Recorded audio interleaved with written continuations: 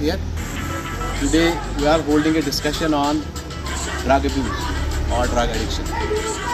इस बारे में हम अपने स्टूडेंट से डिस्कशन करेंगे और मैं हमारी पहली स्टूडेंट जो सही तानियत है क्लास 10 से, वो आगे आए। तानियत, आप यूथ है रिस्पॉन्सिबिलिटी, मुझे थोड़ा आप डिस्कस करो। यूथ पे क्या रिस्पॉन्सिबिलिटी है drug addiction and drug addiction? Sir, we see drug addicts जो है वो मोस्टली पाए जाते हैं टीन्स और यूथ में। और ऐसा क्यों है? तो मोस्टली जो ये है ये इसलिए कि because of peer pressure, bad influence, लोग बैड इन्फ्लुएंस में चले जाते हैं, उनका फ्रेंड उन्हें ड्रग्स ऑफर करता है तो वो नहीं कह पाते हैं, क्योंकि उनको लगता है इससे हम कूल नहीं बन पाएंगे, इससे हमारी जो कंपनी है उसमें हम फिट नहीं हो पाएंगे, तो वो उस पीयर प्रेशर में ड्रग एडिक्ट बन जाते हैं। इस टाइम पर हमें ये करना चाहिए, अगर हमें कोई ड्रग ऑफर कर रहा है तो हमें कॉन्फिडेंटली सिर्फ कहना चाहिए कि नहीं, मैं ये ड्रग्स नहीं लूँगा। और उसके बाद हम क्या कर सकते हैं, हम उनको we can warn them about the dangers of this addiction and when are addicted to it. और if need we should tell an adult about it कि इन केस कुछ हो तो हम अपने अडल्ट को बता सकते हैं, क्या पता वो कुछ कर पाए। और आपको कहने का मतलब ये है कि हम यूथ को सिंपली अवेयर करेंगे, अवेयर करेंगे। तो उसके बाद अगर अब कोई यूथ है वो ऑलरेडी ड्रग एडिक्ट है, वो उसमें इन्वॉल्व हो चुका है, अब उसको हम इससे कैसे निकालें, उसको हम इससे कैसे बचाएं? हमारे पास रिहैब्स हो सकते हैं, हम उनको वहाँ दे सकते हैं, बिकॉज उनको वहाँ पर better company, better influence, better environment मिलती है, जहाँ पर उनकी जो बॉडी डिटॉक्स होती है और वो ठीक हो जाते हैं।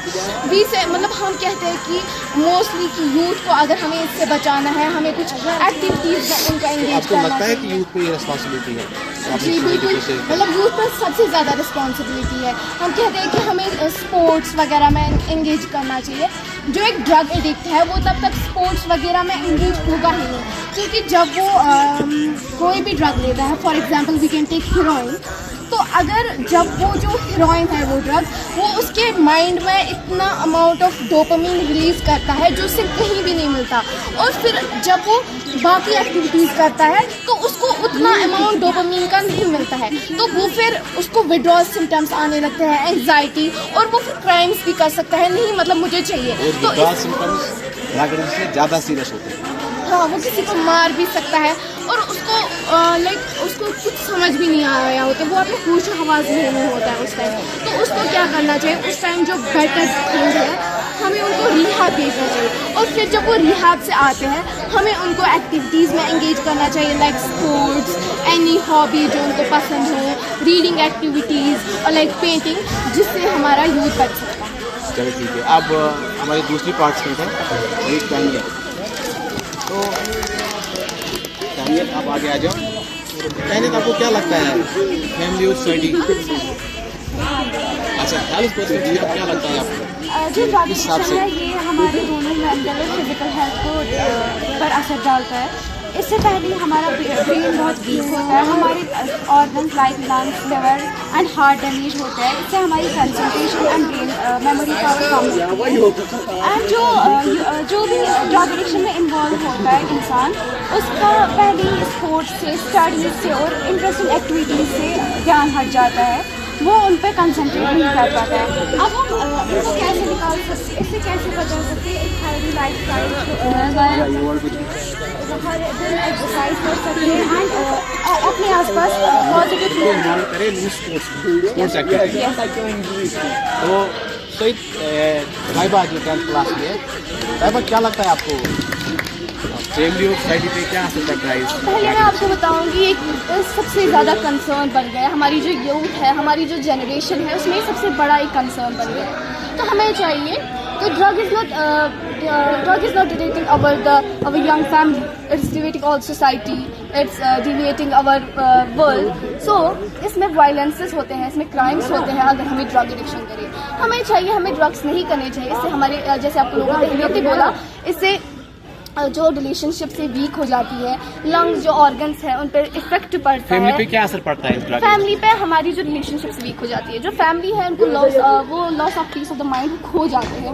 वो अपने बच्चों का ध्यान नहीं रख पाते हैं। हमें चाहे अपने बच्चों का ध्यान रख पाए, और हम जहाँ भी वो जा रहे हैं, जिस भी वो कंपनी से, अगर वो बैड कंपनी से है तो हमें इनसे उनको दूर रखना चाहिए। कहने का मतलब है कि ड्रग एडिक्शन से हमारी सोसाइटी जो है हमारी तबाह हो जाती है। हाँ, हमारी जो सोसाइटी है वो तबाह हो जाती है। हमें नहीं चाहिए हम अपने बच्चों को या अपनी जनरेशन को, अपनी जो यूथ है, हम किसी बैड कंपनी से चले। हमारा फ्रेंड्स को सजेस्ट करता है आप ये पियो, हमें नहीं चाहिए। बहुत सारी ड्रग्स है, जैसे निकोटीन है, हीरोइन है, कोडीन है, कफ सिरप्स है, जो भी आज एक्सेसिव यूज़ किया जाता है। हमें जो मेडिसिन लेते हैं उसका हमें एक्सेसिव यूज़ किया जाए, जो हमें नहीं करना चाहिए, जिससे हम ड्रग एडिक्ट बन जाते हैं। तो हमारी जो सोसाइटी है इसका इम्पैक्ट पड़ता है, और हमें, अगर हम इसको बचाना, हमें स्टूडेंट्स, स्पेशली जो स्टूडेंट्स, हमें अवेयरनेस प्रोग्राम्स करने चाहिए स्कूल्स में। हमें बहुत सारे रिहेबिलिटेशन सेंटर्स जो खोले गए हैं, जगह जगह पर रिहेबिलिटेशन सेंटर्स खोले गए हैं, हमें उन पर ध्यान रखना चाहिए, हमें वहाँ पर भेजा जाए, हमें काउंसलिंग करनी चाहिए, और हमें इनको सपोर्ट्स में एंगेज करना है, डिबेट्स करनी चाहिए, और जो प्रोग्राम्स वगैरह है वो भी करनी चाहिए। तो अब हारिस, जो हमारे क्लास 9th के स्टूडेंट है, हारिस, क्या लगता है आपको, क्या सोल्यूशन है, क्या अवेयरनेस है जिससे हम लोगों को अवेयर कर सकते हैं? First of all good afternoon everyone present here. जैसा कि आप जानते हैं कि गवर्नमेंट ने 100 डेज़ की कैंपेन लॉन्च की है, ये ऑल ओवर द इंडिया है, अबाउट नशा मुक्त अभियान 100 डेज़ की कैंपेन है।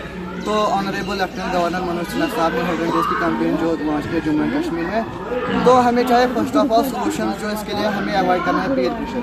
As in our daily life we use peer pressure. तो सबसे पहले लोगों को पता ही नहीं कि पीयर प्रेशर होता क्या है। Peer pressure? Peer pressure is an influence, bad influence, it is not an good influence, it is bad influence from the people of same age. उनसे जो इन्फ्लुएंस मिलता है, उनसे जो असरात हमें होते हैं, तो हम मुअस्सर होते हैं, हम असर उनसे होते हैं, ताकि जो वो मंशियात का इस्तेमाल करते हैं हम भी उनसे इन्फ्लुएंस होते हैं। हम दूसरे वर्ड में कह सकते हैं किसी के बैड हैबिट। जी सर। तो फर्स्ट ऑफ ऑल जो अभी नशे के लिए जो अवेयरनेस प्रोग्राम्स हो रहे हैं, सोल्यूशन यही है कि हम अवॉइड पीयर प्रेशर करें। और अगर हमारे फ्रेंड सर्कल में कोई भी फ्रेंड इसमें इन्वॉल्व है तो हमें चाहिए कि उसको इसके बारे में जो इन्फॉर्म करे, इसकी बैड अवेयर करें। Yes sir. तो अवेयरनेस प्रोग्राम्स हो रहे हैं अभी स्कूल में, 100 डेज़ की कैंपेन स्कूल में, हर किसी गवर्नमेंट जो डिपार्टमेंट में इसके लिए NGOs है, नॉन गवर्नमेंटल ऑर्गेनाइजेशंस है, वो अभी इन प्रोग्रेस है, वर्क कर रहे हैं, स्कूल्स में जा रहे हैं, जगह जगह जा रहे हैं, लोगों को अवेयर कर रहे हैं। तो हमें भी चाहिए हम भी लोगों को अवेयर करें और रैलीज निकालें स्कूल से। रिस्पॉन्सिबिलिटी है रिस्पॉन्सिबिलिटी यही है यूथ पे कि वो इन्फ्लुएंस हो जाए, जो उनके जो पेरेंट्स हैं वो अपने पेरेंट्स पर नज़र डालें, देखें उन्होंने उनके लिए क्या नहीं किया है, तो उनसे वो गुड इन्फ्लुएंस लें, ना कि अपने फ्रेंड से बैड इन्फ्लुएंस लें, ताकि वो उनका जो फ्यूचर है वो भी ब्राइट बने और नेशन का फ्यूचर है वो भी ब्राइट बने। ओके, थैंक यू मैम से कि वो आगे आए, क्योंकि मैम जुड़ी है इस प्रोग्राम से एज रूरल ऑफिसर में हेल्प करती है इस पूरे नशा मुक्त अभियान से, और अभी तक इसने बहुत सारे प्रोग्राम्स कंडक्ट किए। क्या लगता है आपको नशा मुक्त अभियान जो है हमारे ऑनरेबल साहब ने स्टार्ट किया, क्या लगता है आपको फायदा मिलता है सोसाइटी या हमारे स्कूल? Good afternoon. जो LG साहब ने, ऑनरेबल LG साहब ने प्रोग्राम स्टार्ट किया है 100 डे कैंपेन नशा मुक्त बार अभियान JNK, इनिशिएटिव बहुत अच्छा है और ग्राउंड लेवल पे काम हो रहा है, ऊपर से नहीं, सुपरफिशियली नहीं, बहुत अच्छा काम है। हम एक्चुअली यूथ को अवेयर कर रहे हैं, high schools, middle schools, higher secondaries, जो यूथ जहाँ हमें एडोलसेंट्स है वो उनको हम एक्चुअली अवेयर कर रहे हैं। अवेयरनेस कैंपेन है ये और बहुत अच्छी कैंपेन है। अभी तक बहुत प्रोग्राम्स किए हैं एट एवरी लेवल, जैसे रैलीज निकाली हमने, या प्लेजेस तो रिटन भी, और ऐसे भी प्लेजेस लेते हैं, अच्छा लग रहा है। अभी तक आपने लगभग 20-22 दिन हुए आपको इस प्रोग्राम जुड़े हुए, तो आपने ग्राउंड लेवल पे काम किया, स्कूल में स्टूडेंट्स के साथ मिलकर या कुछ अवेयरनेस आपने की सोसाइटी में। क्या लगता है आपको ये यूज़फुल है ये प्रोग्राम जो चल रहा है? एक्चुअली हम उन यूथ को एक्चुअली आइडेंटिफाई कर पा रहे हैं जो इसमें है, वन वे और अदर वे फिजिकल तरीके से हम उनको एड्रेस कर रहे हैं उनके इश्यूज़, तो अच्छा लग रहा है। जो इसमें इन्वॉल्व नहीं है उनको भी सैनिटाइज कर रहे हैं कि इसमें नहीं जाएंगे। आपको उन लेवल्स पे हम एक्चुअली एडोलसेंट्स में भी काम कर रहे हैं, गवर्नमेंट इसमें बहुत हमारी हेल्प कर रही है। इन प्रोग्राम्स को ऑर्गेनाइज करने में एक एक्शन प्लान दे रखा है जो कि बहुत ही अभी तक तो फ़िलहाल बहुत अच्छा चल रहा है और आगे भी इंशाल्लाह अच्छा चलेगा। लास्ट में मैं आपसे पूछूं क्या आपको लगता है सक्सेसफुल हो रहा है ये प्रोग्राम?